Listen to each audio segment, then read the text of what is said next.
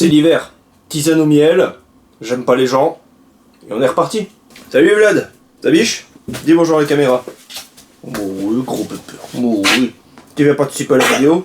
Alors, il va être temps d'aborder les grands sujets. Pourquoi est-ce que les mangas, c'est pas dingue? Pourquoi est-ce que les mangas, c'est de la grosse merde à la direction des gogols?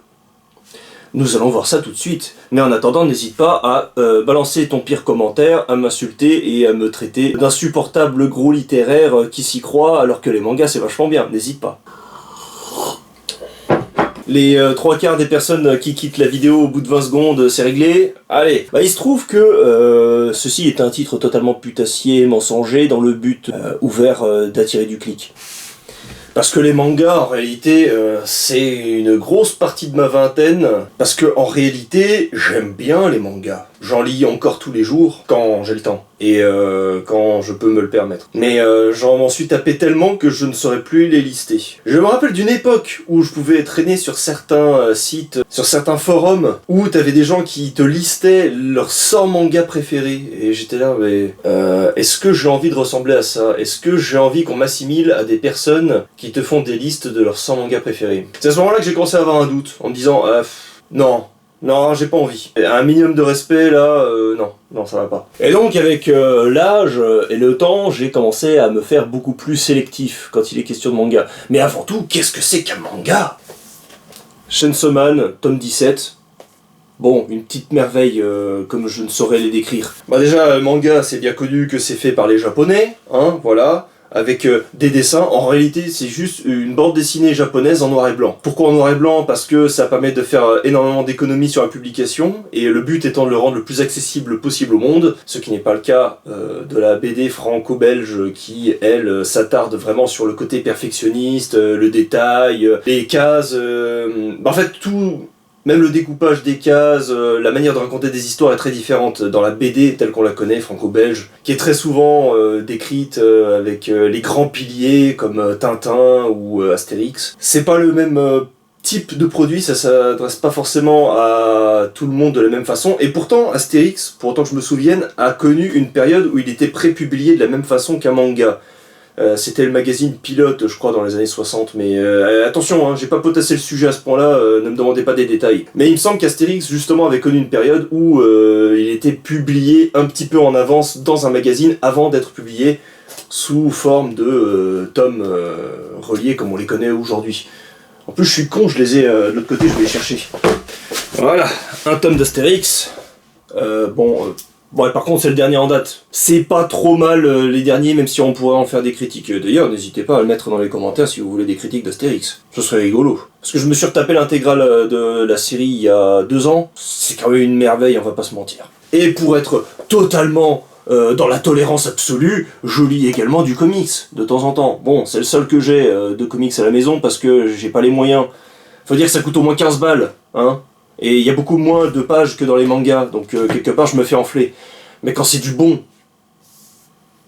du très très bon, comme Walking Dead, un jour je vais vous faire une vidéo spéciale Walking Dead pour vous dire à quel point la série télé est une bouse considérable. Merveille, je ne tolérerai pas le moindre débat là-dessus. Bon allez, les mangas se distinguent particulièrement de toute la sphère BDiste occidentale, par leur méthode de publication, qui sont toujours en noir et blanc, dans le but justement de produire un maximum pour le prix le plus modique. Il me semble qu'un énorme Shonen Jump, parce que c'est le plus connu, les grands magazines qui sortent toutes les semaines, de 300 pages et quelques, donc un pavé gros comme ça, avec des pages dégueulasses, mais le moins cher possible, tu peux te le payer pour l'équivalent de 3 ou 4 euros, quoi, si on veut faire un équivalent. Je suis plus sûr exactement du prix, mais c'est quelque chose comme ça, à peu près. Autant dire que ça écrase totalement la concurrence. Pour les volumes reliés de chaque série, c'est aux fans de se les approprier ou pas. Mais même un tome de base de manga, faut quand même se dire que ça coûte à peu près 7 euros. Ou 7,95, je sais plus, parce qu'avec l'inflation, je suis pas très au fait. J'en achète plus souvent. Ça reste, disons, un pan de notre culture qui est très facilement accessible, même en l'achetant neuf, ce qui n'est plus tellement le cas pour les livres. D'ailleurs, je vous précise tout de suite que le passeur va être un petit peu plus cher que les Gawa, parce qu'il y a plus de pages et écrit en plus petit, et que fatalement les coûts de production sont plus élevés. Mais la qualité n'en sera que meilleure. Soyez patients, je suis encore sur la dernière finalisation, des dernières petites corrections à faire.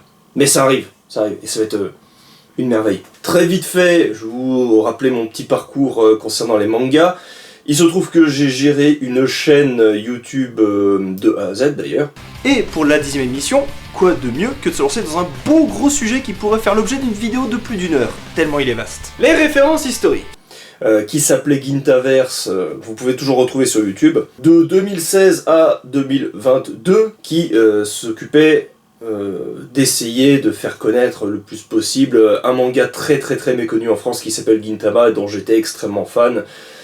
Qui était mon manga préféré à l'époque. Bon, le problème c'est que, on dit toujours, c'est quoi ton œuvre préférée, c'est quoi ton film préféré, c'est quoi ta série préférée, c'est quoi ton jeu préféré. Le problème c'est qu'avec le temps, plus tu consommes, plus ton avis se dilue en réalité, parce que il y a trop de bonnes choses, c'est ça qui est magnifique. Il y a trop de bonnes choses pour te permettre de t'arrêter à un truc en particulier et dire, à la limite, tu peux dire c'est celui qui t'a, je sais pas, qui t'a marqué humainement, qui t'a fait grandir, qui machin, mais dire le manga, l'œuvre que tu préfères, ça devient difficile, même en termes de film ou de série télé. Quand j'étais gamin, je pouvais dire Star Wars, aujourd'hui Star Wars c'est même plus la peine d'en parler. Je pourrais dire, si je veux faire mon fier, ouais, le Seigneur des Anneaux, mais attention, juste le Seigneur des Anneaux, pas le Hobbit, et encore moins la série saloperie qui a été faite sur Amazon. Même comme ça, non, pas particulièrement. Je saurais même pas dire c'est quoi mon film préféré. Et c'est pareil, je ne sais pas quoi dire. Même en matière de livres, si tu commences à creuser, ce qui n'est pas mon cas, hein. Je suis juste en train de rattraper le temps perdu avec toute ma bibliothèque sur le côté là. Il y en a encore en bas. Il reste tellement d'œuvres à découvrir que c'est pas la peine de se projeter sur des trucs. À la limite, j'aime bien les gens qui me sortent des trucs du genre c'est quoi les œuvres qui vous ont marqué cette année? Bon, en l'espace d'une année, surtout quand tu as une vie assez mouvementée, hein, assez complète, c'est un bon moyen de se dire ah ouais, ça c'est pas mal, ça m'intéresse, on va aller voir. Même sur l'échelle de 10 ans, ça me paraît complètement hasardeux de dire oui, voilà les œuvres qui m'ont marqué. En vrai, on n'est pas dans le sujet, mais c'est pas grave. Donc voilà, je tenais une chaîne YouTube et fatalement, à un moment donné, ça commence à me saouler de parler tout le temps du même sujet, de faire du cas par cas, de faire de l'ultra-analyse sur des trucs pas forcément fous. Et en plus de ça, ne pas faire de vues. Oui, j'assume, oui. C'était pas évident de me remettre à acheter des tomes reliés. Donc je me suis dit, à un moment donné, on va faire les choses bien pour les générations futures, pour les enfants dans ma famille, que ce soit les miens ou autour de moi. Qu'est-ce que je pourrais acheter comme œuvre intemporelle qui serait absolument parfaite et qui ne vieillisse pas? C'est ça qu'on entend par une œuvre intemporelle. Donc est-ce que ça vaut bien le coup d'en acheter? Et j'ai envie de dire oui. Donc là, je vous ai sorti un Chainsaw Man, mais ça date de cette année. Donc c'est quelque chose d'assez récent. Je suis en train de commencer la collection des Frieren. Parce que Frieren, attention, le Seigneur des Anneaux version manga, et j'ai presque envie de dire en mieux, en plus tout public, et qui ne s'arrête pas à la notion de épique, de bataille, de combat contre le mal, et de tous ces trucs. C'est très humain, c'est parfait. Il y a des notions, et c'est un manga 100% adulte dans ses thématiques. Donc pour les gens qui commencent à avoir un peu plein le cul de la violence à tous les étages, de cette envie de toujours se foutre en l'air avec des anti-héros, n'est-ce pas Deadpool? Et de cogiter un petit peu plus sur le monde, sur la postérité, sur l'héritage. Si c'est pas une merveille ça, je pose la question, est-ce que c'est pas une merveille? Alors voilà, je vous ai fait un petit avant-goût, une petite introduction à l'univers des mangas et à mon prisme personnel de ce côté-là. Parce que en réalité, les mangas ont les mêmes défauts que n'importe quelle bande dessinée, roman moderne, c'est-à-dire qu'ils ont tendance à s'arrêter au goût du consommateur. Et c'est là qu'on commence à avoir un problème. Parce que si tu t'attardes à lire que des choses qui te maintiennent dans un confort maximal, qui ne te sortent pas un petit peu du trou dans lequel tu t'es mis, fatalement tu liras tout le temps les mêmes choses. Et en plus lire, bon, on va pas se mentir, les lecteurs de manga sont beaucoup moins nombreux que les viewers d'animés. Attention, je ne critique pas parce qu'il y a des animés qui sont absolument magnifiques. Surtout à l'ère actuelle, avec les moyens qu'on peut y mettre dedans, t'as beaucoup de séries d'animation japonaises qui n'ont strictement rien à envier à des séries modernes, netflixiennes, amazoniennes. Le scénario en plus. Maintenant, qu'est-ce que je pourrais dire réellement pour essayer d'amener des gens à essayer de découvrir des mangas, alors que c'est pas bien, rappelez-vous l'époque Club Dorothée, la violence, les enfants, etc. Bah, encore une fois, si à tes yeux, Hollywood aujourd'hui, c'est Marvel, donc quelque part, si tu regardes pas des trucs de super-héros, y a rien d'autre à regarder. Est-ce que c'est pas complètement con comme affirmation? Je pose la question. Bon, eh ben, dis-toi que pour les mangas, comme n'importe quel autre média, c'est pareil. Il suffit de savoir fouiner, de poser des bonnes questions et de chercher à te divertir par d'autres moyens. Un des plus gros chocs mentaux que je me suis frappé dans ma découverte des mangas, parce que ça a été très progressif, c'était l'animé Assassination Classroom. Déjà, tu me poses le contexte, je suis déjà complètement perdu, aux fraises. Alors, c'est un mec qui a détruit la Lune, ok, et il va détruire le monde dans un an. Pourquoi ? On sait pas. Il aimerait se poser un dernier défi, ce serait que il apprenne à une classe de gamins, je dis bien des gamins, hein, genre au début de lycée, quelque chose comme ça, à le tuer en l'espace d'un an. C'est leur défi. Et s'ils arrivent à le tuer, bah, ils vont sauver le monde. Et le mec est un énorme poulpe.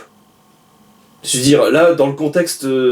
je suis une personne normale, saine d'esprit, je me dis, mais qu'est-ce que c'est que cette immense merde ?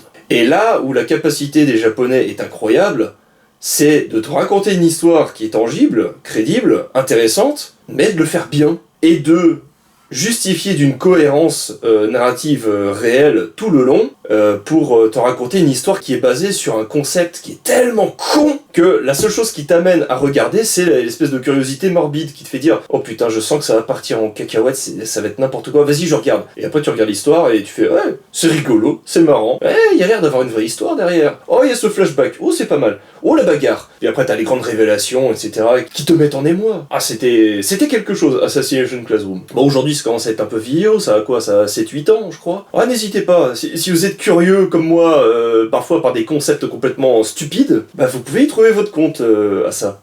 Et très très bon manga au passage. Et si vous êtes amateur de trucs bien adultes, bien énervés, je parle pas de ces choses-là adultes, calmez-vous. Il y a largement ce qu'il faut aussi, hein, en matière de guerre psychologique, de batailles bien sanglantes, etc. De toute façon, le manga, c'est un art qui est graphique, c'est la bande dessinée. Donc tout ce qui explose la rétine en dessin fonctionne parfaitement bien en histoire. Donc si vous voulez de la bagarre, vous en aurez largement assez.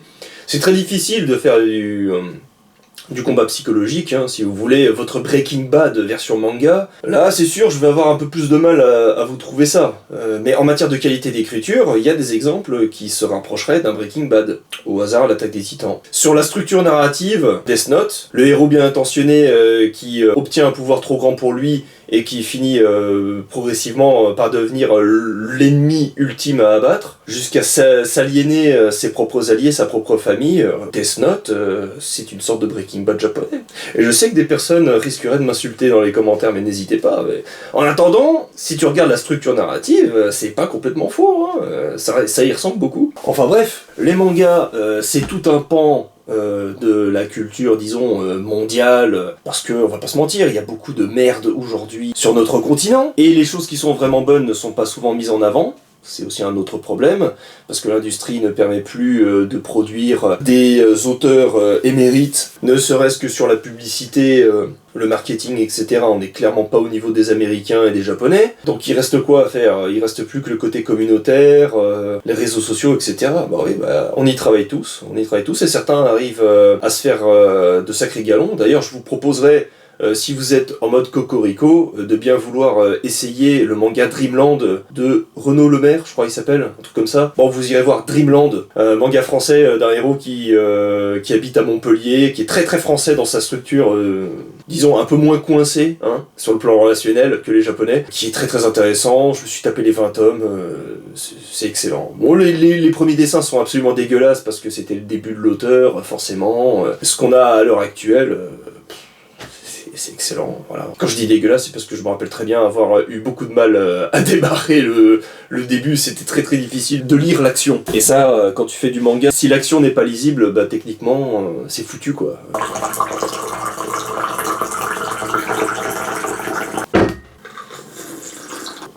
Voilà, cette vidéo avait pour intention de vous sensibiliser à la culture des mangas, à vous donner envie peut-être, pourquoi pas, d'essayer. Et si c'est déjà fait et que vous adorez, eh ben, restez abonnés à cette chaîne parce qu'on va en discuter plus en détail dans les prochaines vidéos. Et oui, évidemment, c'était pas une vidéo totalement exempte d'intention, hein, et de manière beaucoup plus générale parce que ça me gonfle de m'arrêter à un seul titre. J'ai pas mal de mangas qui me plaisent beaucoup. D'ailleurs, une grosse partie de mon imaginaire aujourd'hui, étant donné que j'ai bouffé du manga de mes 22 ans à aujourd'hui, donc ça fait 10 ans que je lis des mangas, une bonne partie de mon imaginaire, surtout conceptuel, vient aujourd'hui des mangas. Parce que les séries télé, je me suis arrêté à tout ce qui était Lost, Les Disparus, 24 heures chrono, etc. Supernatural. Je suis un petit vieux qui a refusé de bouffer la sauce à laquelle on nous marine aujourd'hui avec des séries qui sont faites juste pour ramasser du pognon, pour ramener la gueule d'un personnage déjà vu dans un film ou quoi. C'est-à-dire toutes les séries Marvel, qu'est-ce que j'en ai à foutre. Et vous avez du temps pour regarder ça. Bah, quelque part, je vous admire. J'aimerais avoir le temps de regarder ça, mais c'est pas possible. Surtout que dans les séries télé américaines, et ça date de l'époque Walking Dead, vous allez le payer cher, hein.